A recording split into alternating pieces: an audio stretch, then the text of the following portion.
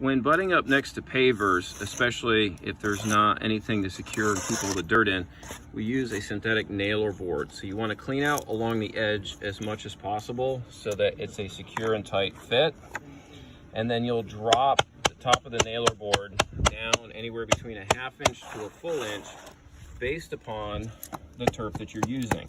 So on this particular side, we're using a shorter turf, so we will raise the nailer board to about a 1/2 inch from top of grade. When putting in the synthetic stakes, we want to make sure we get about halfway down the edge of the nailer board so that as we backfill and run the compactor over top, the compactor has enough room to decompress or compress the material and not dislodge the stake or create a bump.